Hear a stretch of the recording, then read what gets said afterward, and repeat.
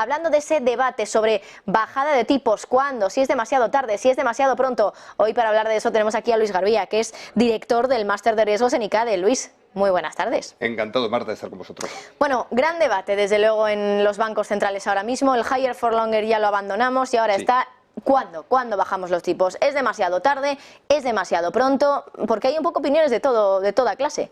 Yo creo que tenemos ingredientes para defender cualquiera de las posturas. Por un lado, la inflación persiste. Este repunte que acabamos de ver es absolutamente estacional, pero es una excusa para mandar un mensaje de subirla. Me sorprendió que la presidenta de la Reserva Federal de Cleveland también anunció que lo mismo subían los tipos de interés, cosa extrañísima. En ningún caso yo preveo que nadie vaya a subir los tipos de interés, tampoco preveo que en el corto plazo alguien vaya a tocar los tipos de interés.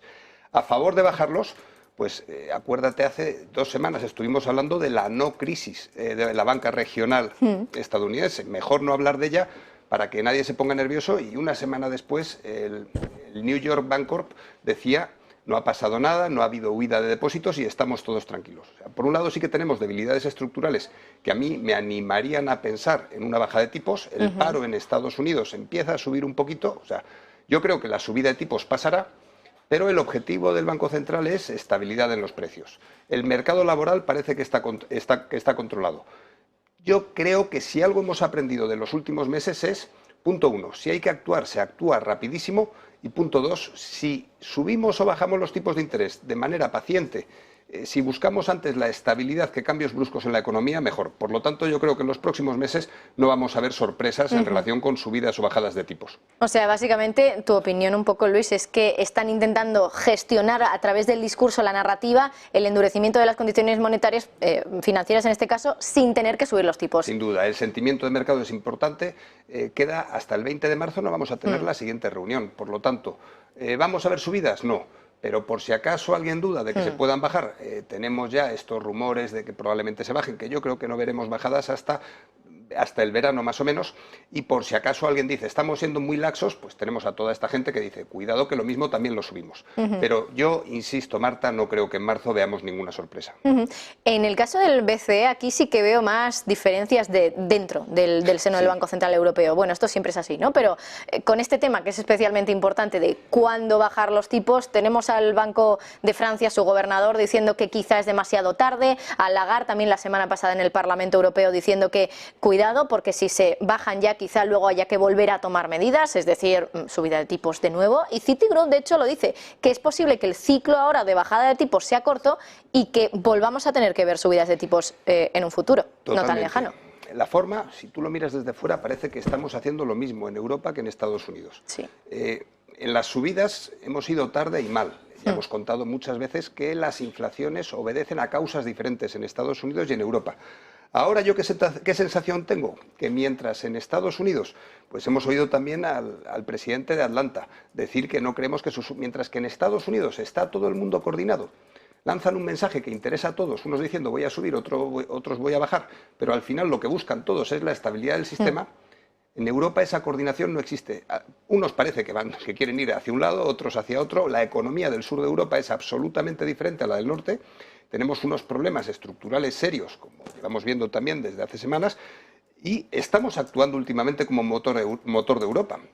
En ese sentido, yo creo que el Banco Central Europeo está bastante más descontrolado, aunque en apariencia la situación es exactamente igual que en la Reserva Federal. Unos dicen una cosa y otros dicen otra. Al final no veremos nada.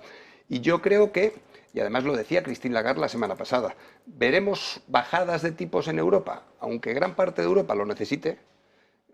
Yo creo que en ningún caso habría que haber subido los tipos de interés tan bruscamente cuando nuestra inflación era de oferta. Durante el año, durante al menos los próximos meses, no creo que vayamos a ver bajadas de tipo tampoco en Europa. ¿No en 2024 tampoco, en todo el año? Largo me lo fías.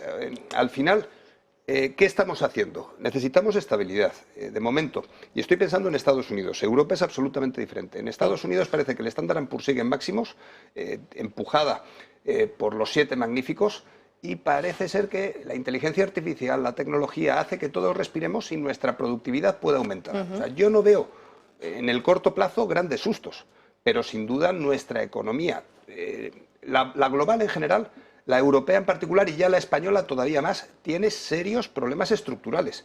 Es cuestión de tiempo que alguno de estos problemas estructurales que tenemos acaben reventando.